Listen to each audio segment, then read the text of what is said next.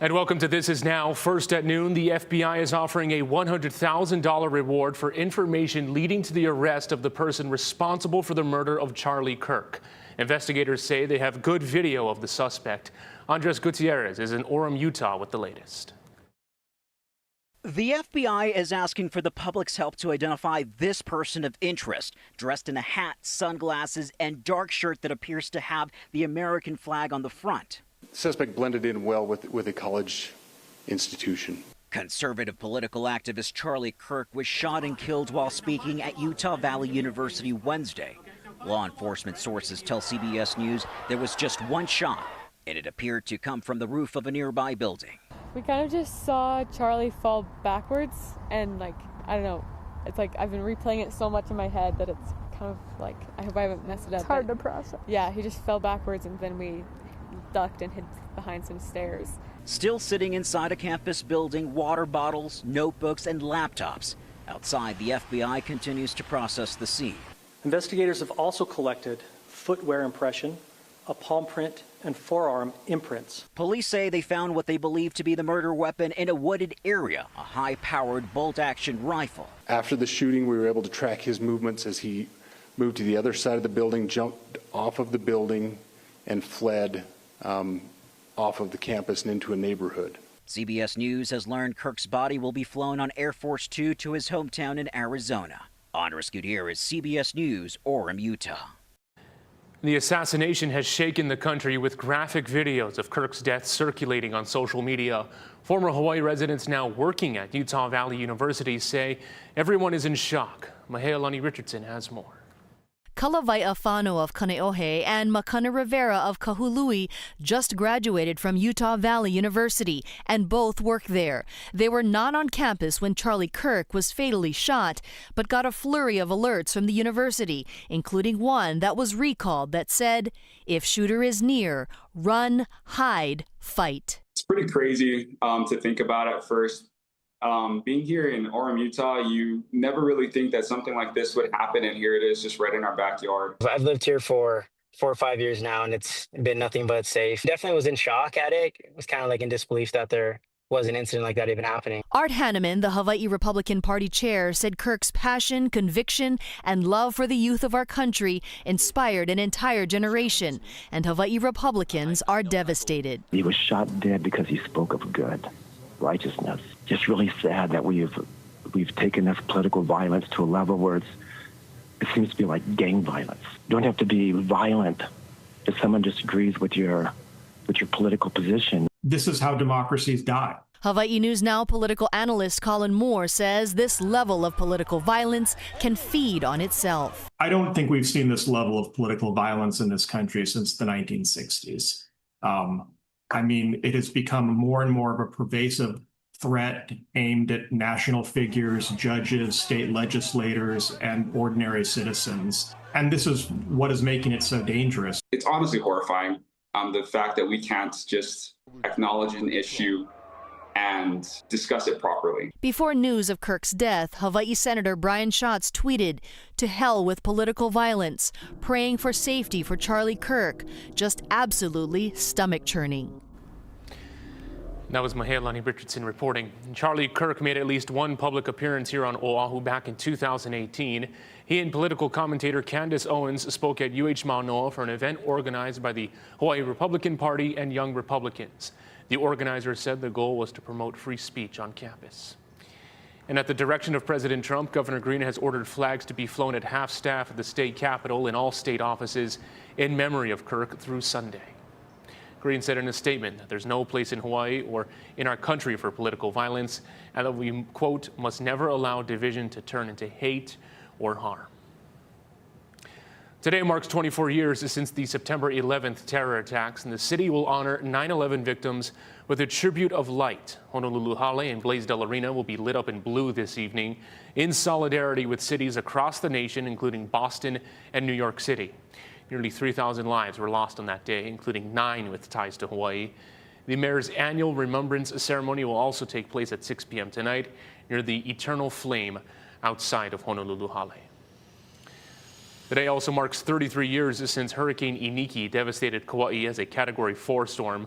The storm brought winds of 140 miles an hour with gusts as high as 175 miles an hour. It ripped off roofs, uprooted trees, knocked out power and telephone service throughout the island and caused massive coastal flooding. 90% of the island's homes and buildings were destroyed, and it remains the most powerful hurricane to hit the state in modern history. A 79-year-old woman is asking a judge to spare her from jail after a hit-and-run crash seriously injured a 12-year-old boy on a scooter. It happened in February in Kailua. Lynn Kawano tells us how his mother tracked down the driver and the punishment she's seeking from the court.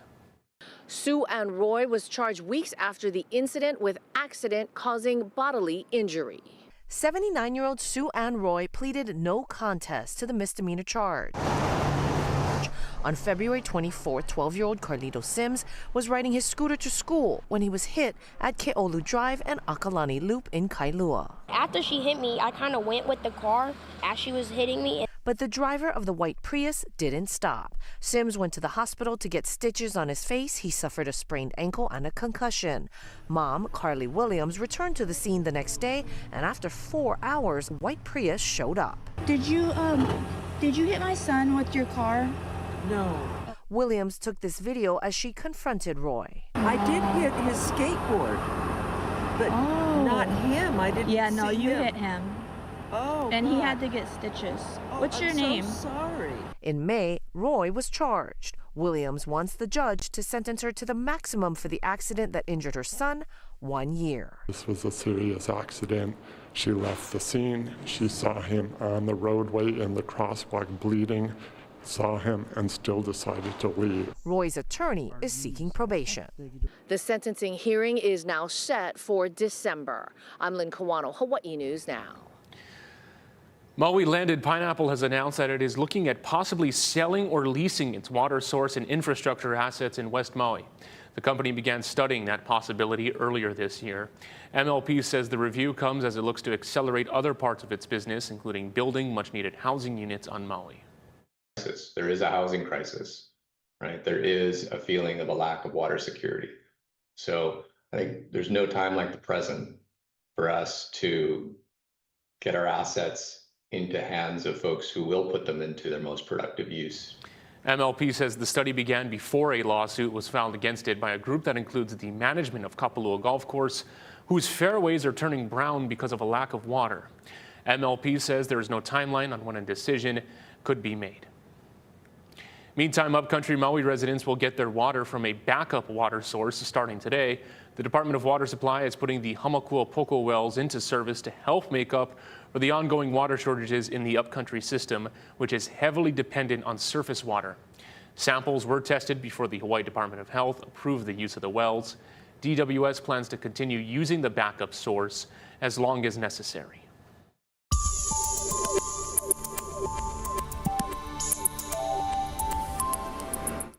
Aloha on this Thursday, the best weather on the planet making a comeback. We got trade winds going to pick up today to, moderate levels. They get stronger tomorrow. All in all, it's going to be a beautiful day today. Very little rainfall, though. If we're lucky, we'll get a few stray showers for some windward areas.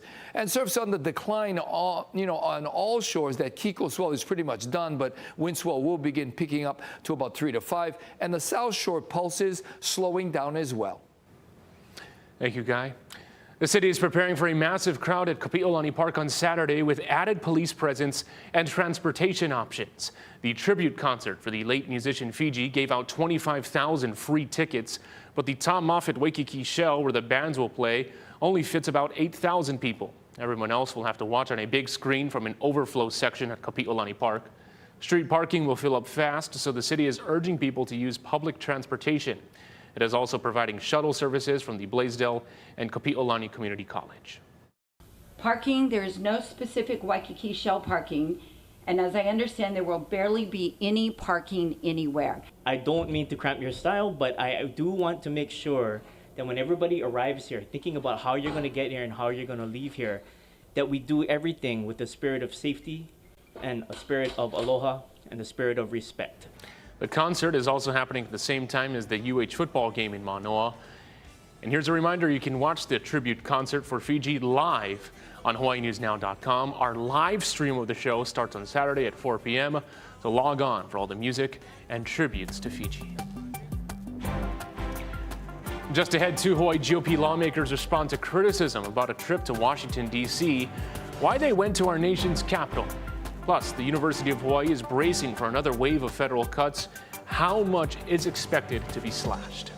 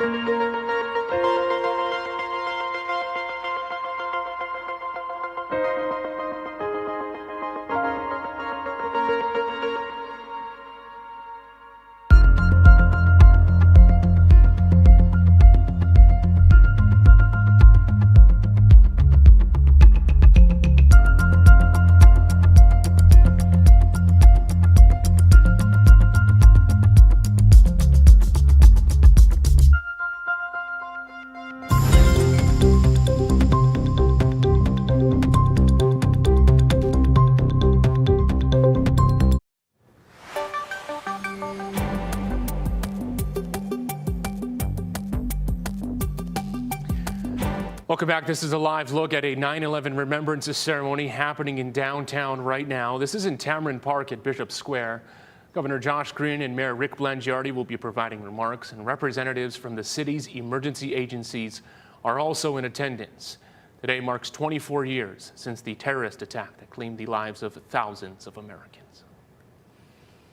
Well, the University of Hawaii is preparing for a significant loss in funds. This after the U.S. Department of Education announced it will end funding for several minority-serving institution grant programs at the end of this month. Programs for Native Hawaiians, Pacific Islanders, and Asians are all included in the cuts because they tie eligibility to race or ethnicity. Funds that were appropriated through Congress are continuing for now, while long-term legal questions are reviewed. In a statement, UH President Wendy Hensel called the changes deeply concerning and said the loss of funding will affect students and programs across the 10-campus system, as well as positions that were funded by the grants. The federal DOE said that about $350 million will be taken out of those programs nationwide. Senator Brenton Awa is defending a trip that's facing backlash online. It comes after criticism about his effort to defend Kamehameha School's admissions policy. Stephanie Lum explains. Aloha from Virginia. We started the week off on a small kind hunt. We've been on the trail of Mr. Edward Bloom. Many of you may know the name because he's been the latest person to try to challenge Kamehameha School's admissions policy. This video of State Senator Brenton Awa and Representative Diamond Garcia in Virginia triggered a flurry of frustration on social media. The pair says they were trying to meet with Edward Bloom, the president of Students for Fair Admission, which is threatening to sue Kamehameha Schools over its admissions policy. Critics questioned whether they used taxpayer dollars for the trip, but Awa says they paid for it out of their own pockets. Kamehameha Schools is a private entity, so yeah, there would be. That's a conflict, right? Like, we're not asking, hey, taxpayers, you guys want to pay for a $15 billion company? We're not dumb, you know? Yeah. So we pay for it ourselves. Awa says many Kamehameha Schools alumni asked him to start a conversation with Bloom and his organization to try to prevent legal action. He says Bloom was initially responsive but went cold, so he and Garcia decided to find him in person. Stopped at the office, only to learn the office is only a mailbox. So we had to go down the street, try to get in touch with his attorneys. We made contact there and they're supposed to call us back. Commenters also wondered why the pair did not do more research on the organization and realized that the address listed on the website was for a UPS mailbox. Nobody would know that unless you tried. As far as the backlash on social media, it's rightfully so. These two individuals, these two legislators, by their own admission, went to Virginia to visit the UPS store mailbox. And at the end of the day, we already had one mailbox conspiracy. We don't need another mailbox conspiracy here in the state of Hawaii. Republican State Representative Kanani Souza condemns Awa and Garcia's trip because she fears it could have unintended impacts. We don't know what this manhunt trail that they're on will lead to. We don't know the consequences of their actions and how this will negatively impact the Kamehameha schools in their foreseeable litigation. That is a narrative being pushed out by the Democrat Party here, and it's not the truth. Mahalo to them for doing what they thought was best. I can appreciate that. Native Hawaiian community leader Kumuhina Leimoana Wong-Kalu appreciates the lawmakers for their efforts, but disagrees with the approach. She also encourages online commenters to direct their time to more productive pursuits. And not just simply treat each other with the level of disdain and disrespect.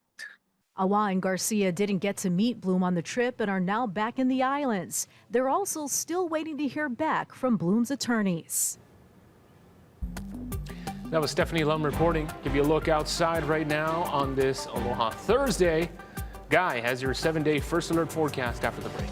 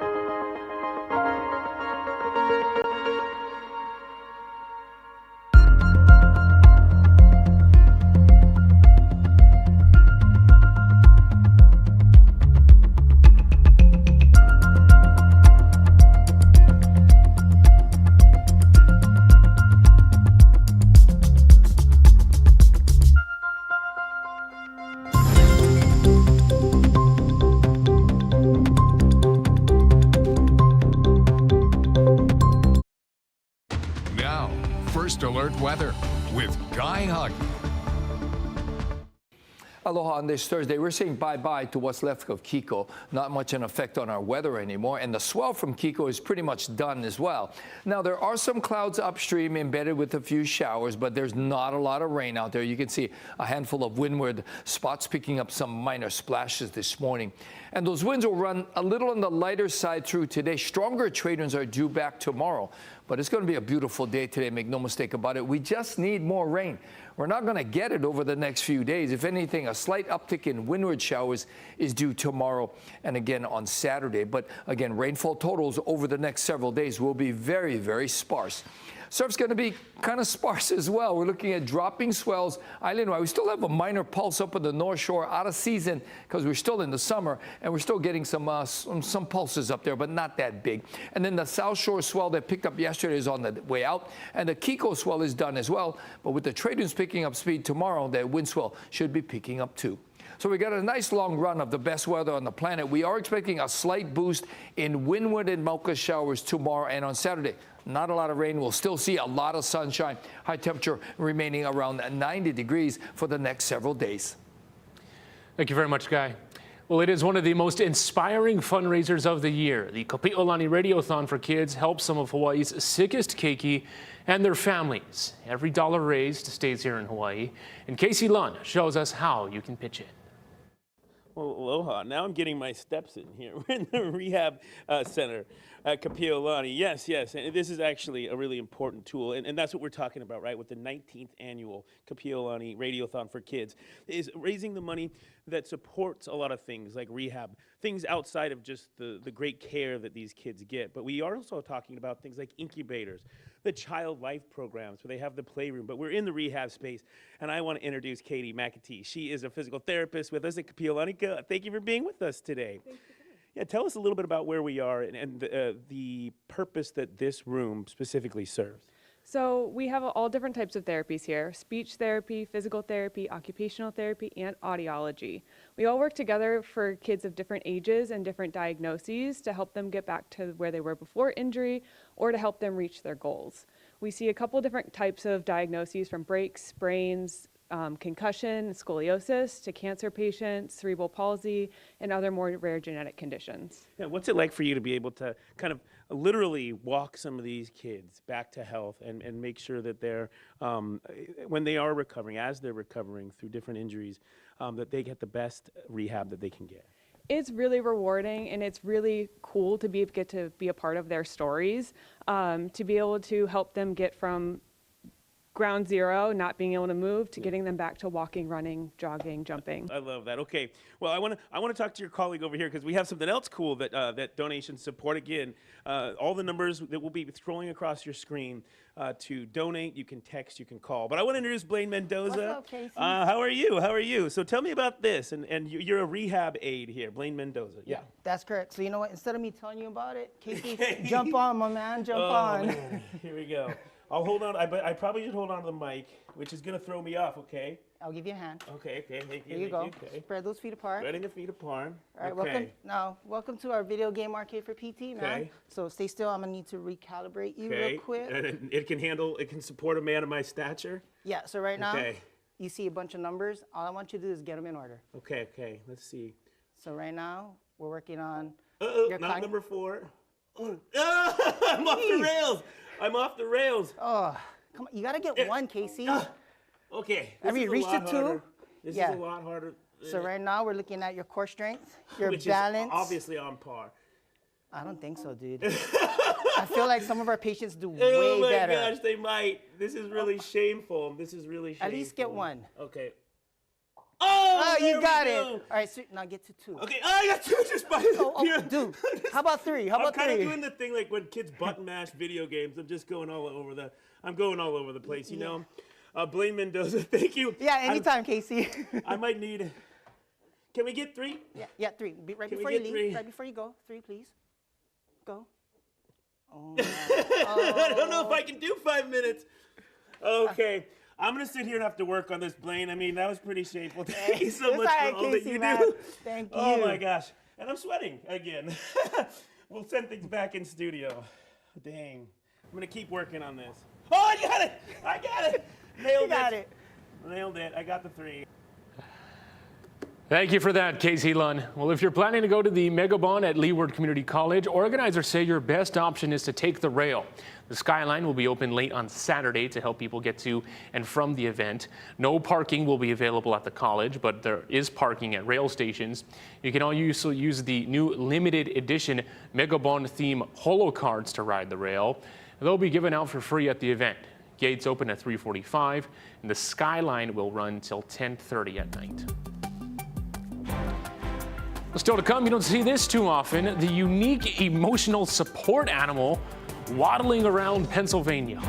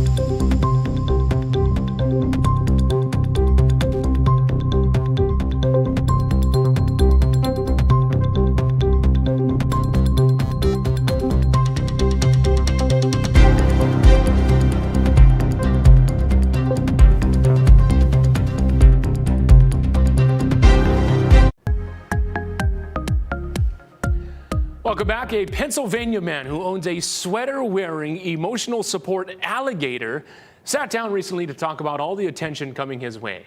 Andrew Havernick has the story. I didn't think that I would actually own an alligator ever. It's been really kind of incredible. Wesley Silva got his pet alligator 4 years ago from a neighbor who got her as a gift.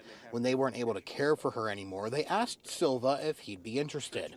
I did some research. I have kids of my own, and I didn't want to put anybody in jeopardy. And after some research, I was like, you know what?